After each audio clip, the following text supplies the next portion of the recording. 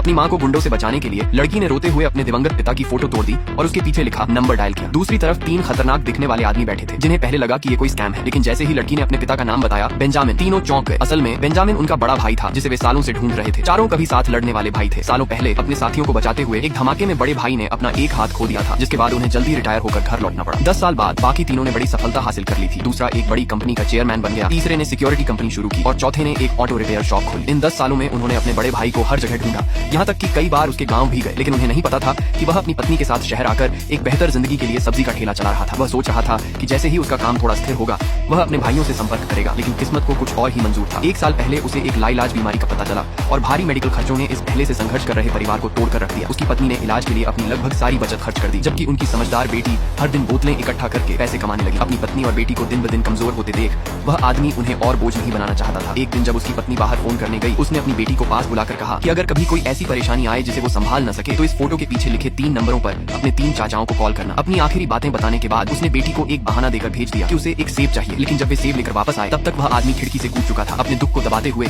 पत्नी ने अंतिम संस्कार का इंतजाम किया, लेकिन उसी दिन मार्केट मैनेजर अपने आदमियों के साथ वहाँ आ धमका। वह लंबे समय से उस महिला पर नजर रखे हुए था। अब जब उसका पति नहीं रहा तो उसे कोई झिझक नहीं थी। मैनेजमेंट फीस का बहाना बनाकर उसने धमकी दी, या तो कल तक पैसे दो या उसकी मांगे मान लो। कुछ पड़ोसी जो इस विधवा और उसकी बेटी पर हो रहे जुल्म को नहीं देख पा रहे थे, उन्होंने मिलकर पैसे इकट्ठा करने में मदद की। महिला ने लड़ते हुए पैसे दिए ताकि वह शांति से अपना काम कर सके, लेकिन मैनेजर नहीं माने। उसे झुकाने के लिए वह हर कुछ दिनों में लोगों को भेजकर परेशान करने लगा, भारी जुर्माने लगाने लगा, हेल्थ इंस्पेक्शन के नाम पर धमकाने लगा और दुकान तोड़ने की धमकी देने लगा। ये दुकान ही उसके पति की आखिरी निशानी थी। उसे बचाने के लिए महिला हर जगह से उधार लेने लगी, लेकिन वह कभी भी इन जुर्मानों की रफ्तार के साथ कदम नहीं मिला पाई। आधे महीने बाद मैनेजर का सब्र टूट गया। उसने उसकी विनती को नजरअंदाज करते हुए अपने आदमियों को दुकान तोड़ने के लिए भेज दिया। जब लड़की ने अपनी माँ को गुंडों के हाथों पिटते देखा तो उसे अपने पिता की आखिरी बातें याद आ गई। उसने तुरंत फोटो तोड़ी और पीछे लिखा नंबर डायल किया। जिसने फोन उठाया वह दूसरा भाई था, एक ऐसा आदमी जिसके संबंध कानून के दोनों पक्षों में थे। उसने इसे स्कैम समझकर तुरंत फोन काट दिया, लेकिन लड़की ने हार नहीं मानी और दोबारा कॉल किया। बाकी 2 भाई भी उत्सुक हो गए और उसे कहा कि फोन उठाकर बात सुनो। दूसरे भाई ने पूछा कि उसे उसका नंबर कैसे मिला। लड़की ने बताया कि यह उसके पिता का छोड़ा हुआ राज है। मरने से पहले उन्होंने कहा था कि अगर कभी मुसीबत आए तो इन 3 चाचाओं को ढूंढना। ये सुनते ही तीनों भाई सन्न रह गए और तुरंत उसके पिता का नाम पूछा। जैसे ही लड़की ने बेंजामिन कहा, तीनों एकदम खड़े हो गए और बिना कुछ कहे बाहर निकल पड़े।